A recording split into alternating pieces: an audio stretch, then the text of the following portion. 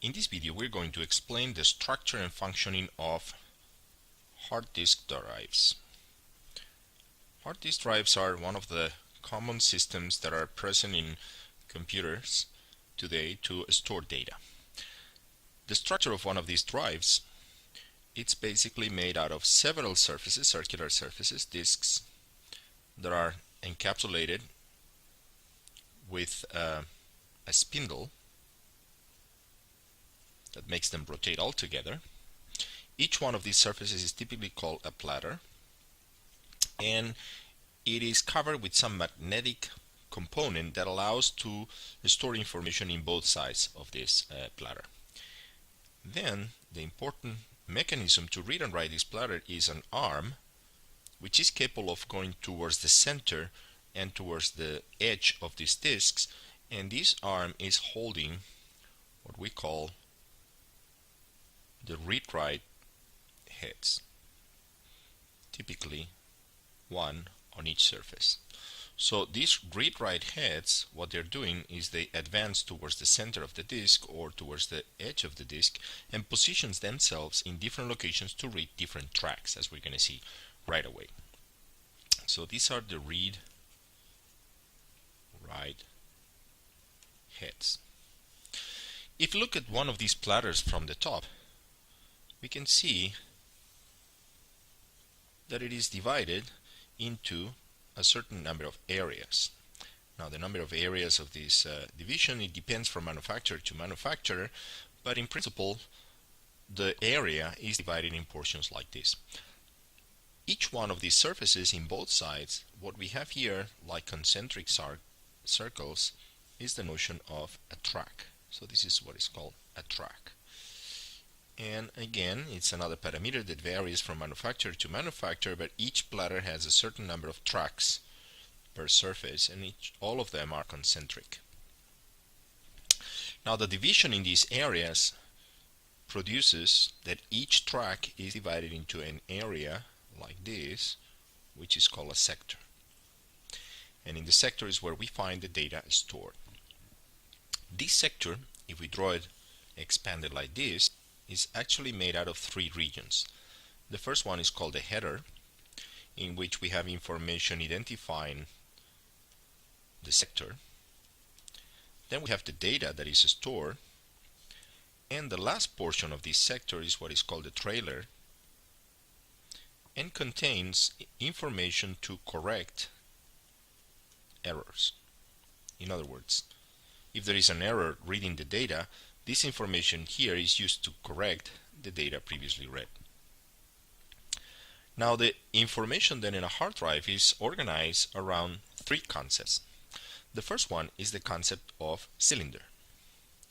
It's a bit counterintuitive because there is nothing inside the disk that has actually that shape. However, cylinder, it is known as the set of tracks, one from each platter, or I should say each surface, that are at the same distance from the spindler. So the concept of cylinder can be seen here. The heads are all of them at the same distance from the axis, from the rotation axis. Therefore, what I have is 1, 2, 3, 4, 5, 6 heads right now reading 6 different tracks. If I look them from above, these tracks, they are actually organized as if it was a cylinder. And this is the concept of cylinder that is used to refer to how the disk is organizing the information. So the first parameter worth studying is the number of cylinders in a disk, and this is typically directly related to the number of tracks per surface, or the number of tracks per platter. In other words, if I look at this platter and I see there are 10 tracks here, then when I put all 3 of these platters here, or all 6 surfaces, then I will have 10 cylinders, and I can refer to them like cylinder 0 to cylinder 9.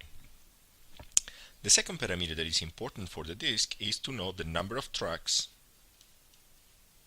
that are per cylinder. And this, as we can see here, once we have the concept of a cylinder, the number of tracks depends directly on the number of platters, surfaces, or the number of read-write heads. So this is actually the number of read-write heads or the number of platters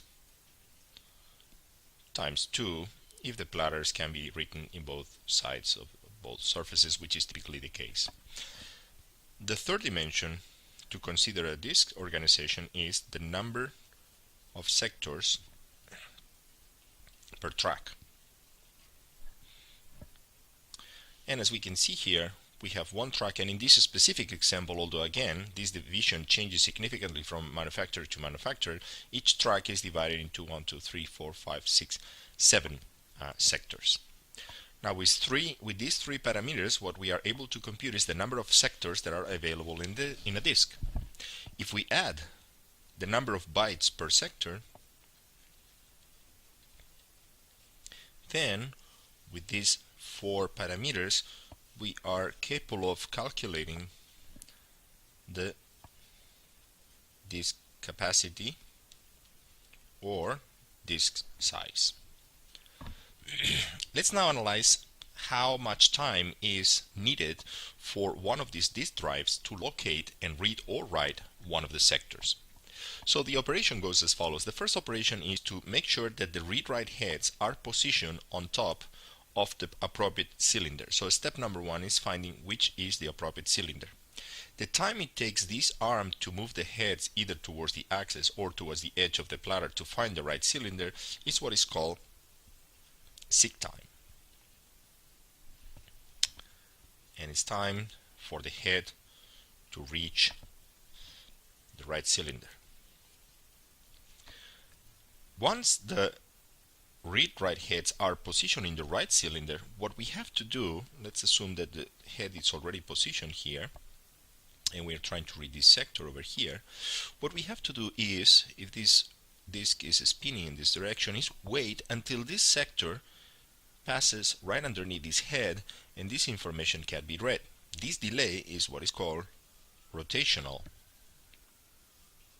delay, and it's exactly the time that takes a sector to reach the head. If we add these two magnitudes, then we come up with one very important parameter of a disk, which is the access time. So again, the access time is the time that it takes for the arm to position the read-write heads in the right cylinder and for the sector to reach the read-write head. However, we don't have access to the information yet. We have to wait for this sector to pass entirely underneath the head, and then we are able to read the header, the data, and the trailer, as we said. That time is what is called as read time. In other words, is the time to read one sector once it is placed exactly underneath the head. If we add these two magnitudes, then as a result we have another very important dimension, which is the transfer time. Now, to give an example of the type of magnitudes we're talking about here, let's focus on the rotational delay. Let's make an example. Suppose there is a disk that is spinning at 3600 RPM. With a very simple operation, we translate this, take the inverse, multiply by 60 seconds per minute, and divide by 2, and this corresponds precisely with the time it takes a sector to perform half a rotation. Now, this half rotation is very important because if we want to calculate what is the value of the rotational delay, it could be 0 if the sector is right here next to the head, or it could be an entire rotation if the sector just passed underneath the head and we have to wait until it comes back. So what is typically done is the rotational delay is computed in average, and in order to take the average, what we assume is that the sector is halfway down, so it's neither next to the head nor just past the head. It's somewhere in between, and that's the reason why we divide here by 2. So to give an example, a disk that is turning at 3600 RPMs, it takes the average rotational delay 8.32 milliseconds. And this gives you an idea of the amount of time you have to wait for one of these devices to read an entire sector. This is just a rotational delay. We have to add the C time, again the time that this arm takes to place on top of the right cylinder, and then add the read time, which is the time it takes for the entire sector to go underneath the head. We also should know that the time to locate the right track to be read within the cylinder requires no time, because choosing the right track in the cylinder is as simple as selecting one of these read-write heads, which will read the sector from the right surface of the platter, and therefore there is no delay involved on selecting the track. However, we do have delay on selecting the right number of the right cylinder and the right sector, and of course the read time to wait for the sector to pass underneath the head. And this is how hard drives work.